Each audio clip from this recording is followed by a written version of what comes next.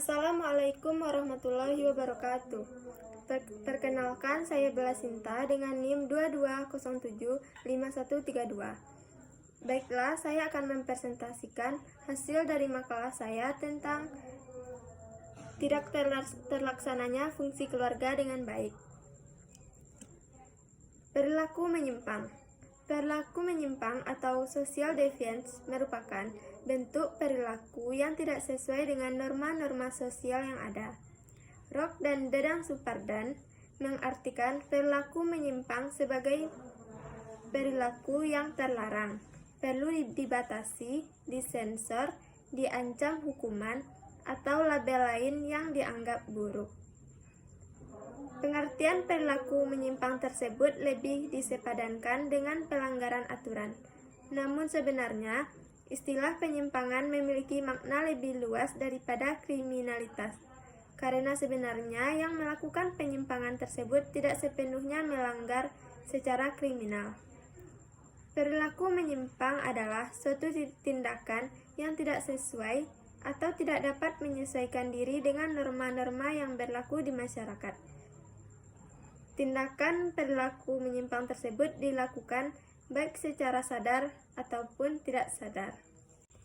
Adapun bentuk-bentuk penyimpangan yang ada dalam masyarakat antara lain minuman keras, menyalahgunakan narkotika, perkelahian antar pelajar, perilaku seks di luar nikah, berjudi, dan tindak kejahatan atau kriminalitas lainnya.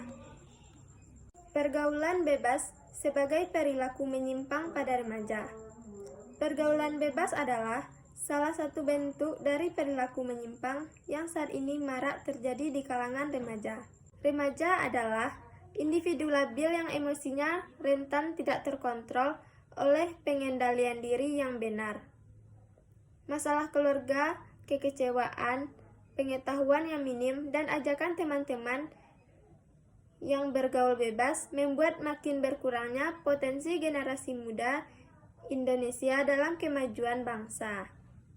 Perilaku menyimpang pada anak remaja terjadi karena tidak berfungsinya sistem sosial di lingkungan masyarakat dan tidak harmonisan hubungan anak dengan orang tua.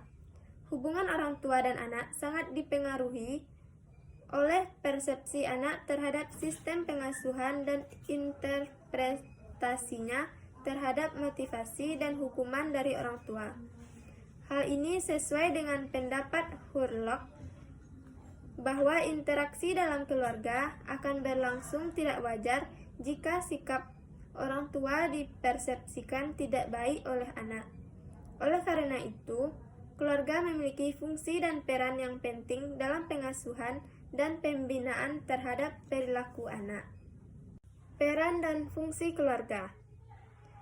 Menurut Silalahi, ada 8 fungsi keluarga, yaitu 1. Fungsi keagamaan, dengan memberikan contoh ritual keagamaan yang dianut keluarga kepada anak.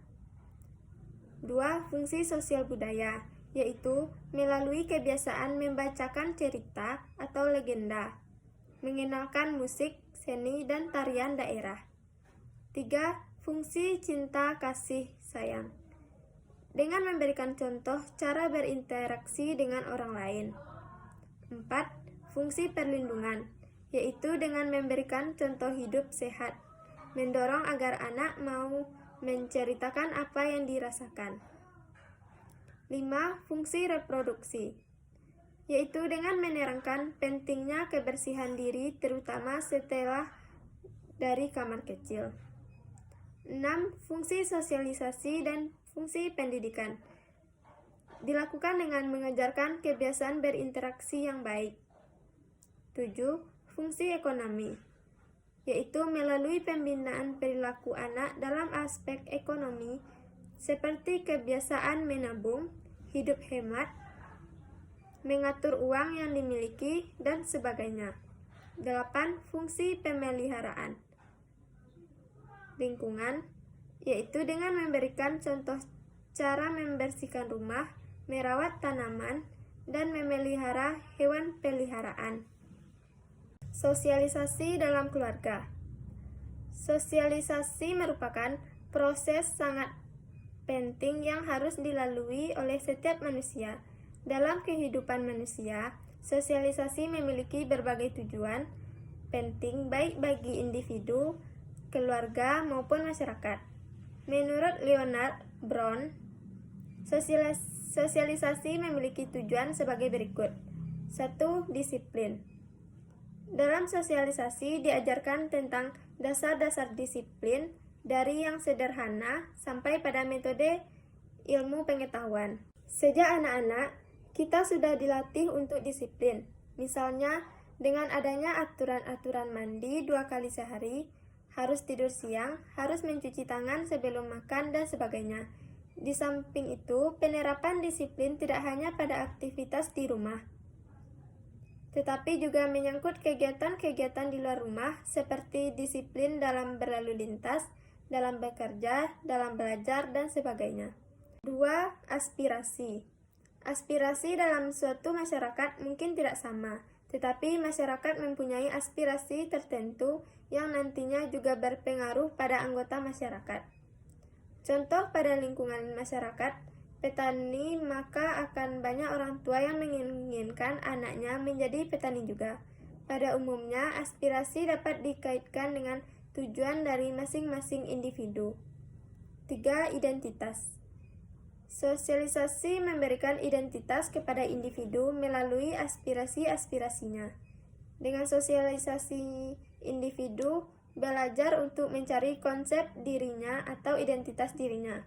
Contoh, seorang anak perempuan akan berusaha bagaimana menjadi seorang anak perempuan yang baik, yang tentu saja akan berbeda bila dia menjadi anak laki-laki.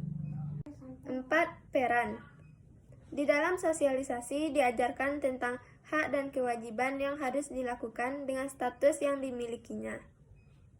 Bergesernya peran dan fungsi keluarga. Dengan pergeseran fungsi dan peran keluarga menyebabkan terjadinya penurunan fungsi dan peran keluarga dalam penanaman nilai-nilai hidup. Perubahan peran keluarga yang relatif cepat akan memberikan kontribusi pada adanya ketegangan dalam keluarga. Pada kondisi seperti ini, keluarga bukan lagi menjadi tempat untuk bercerita dan berbagi pengalaman bagi anak. Anak akan mencari tempat yang mampu dan mau menampung semua kegelisahannya. Anak akan mencari tempat berlindung di lingkungan masyarakat atau di lingkungan teman sebayanya. Dengan demikian, anak akan mencari afeksi di luar lingkungan keluarga. Teman sebaya merupakan hal yang penting dan merupakan sumber untuk memperoleh afeksi, simpati, dan tuntunan moral. Upaya penanggulangan pergaulan bebas menurut perspektif teori struktural fungsional. Upaya penanggulangan pergaulan bebas yang semakin marak terjadi di kalangan remaja saat ini memang mendesak untuk dilakukan. Berikut ini beberapa cara yang sekiranya dapat digunakan untuk menekan terjadinya pergaulan bebas. Antara lain, 1. Pendampingan dan perhatian orang tua terhadap pembimbingan anak. 2. Memperbaiki cara berkomunikasi. 3. Memperbaiki cara mendidik anak. 4. Memperbaiki dan meningkatkan peran sosialisasi dalam keluarga. Jadi kesimpulannya, pada dasarnya pergaulan bebas di kalangan remaja bukan merupakan hal yang baru lagi. Perilaku menyimpang yang dilakukan remaja masih sangat tinggi, bahkan dapat dikatakan mencapai titik yang mengkhawatirkan. Pergaulan bebas yang terjadi pada dasarnya karena adanya sosialisasi yang tidak sempurna pada diri remaja. Remaja cenderung berusaha mencari jati dirinya pada teman sebayanya dan lingkungannya, sehingga apabila salah dalam mencari teman dan bersosialisasi pada lingkungan yang salah, mereka akan terjebak pada perilaku yang menyimpang. Oleh karena itu, peran dan fungsi orang tua sangat menentukan terhadap perilaku remaja pada saat ini. Kita tidak menyalahkan modernisasi yang sedang berjalan, tapi Kita sebagai orang tua perlu kebijakan dalam menyikapi modernisasi tersebut. Pada era modernisasi seperti ini, keluarga, terutama orang tua, harus bisa membagi peran dan waktu untuk anak-anaknya. Untuk menekan pergaulan bebas di kalangan remaja tidak cukup hanya berupa penanaman nilai keagamaan yang kuat.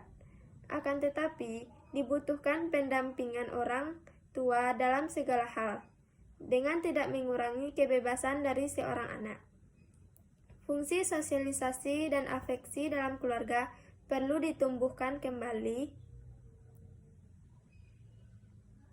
mengingat keluarga adalah salah satu lembaga sosial yang paling dasar yang berperan membentuk karakter anak. Sekian presentasi dari saya, lebih dan kurang mohon dimaafkan. Assalamualaikum warahmatullahi wabarakatuh.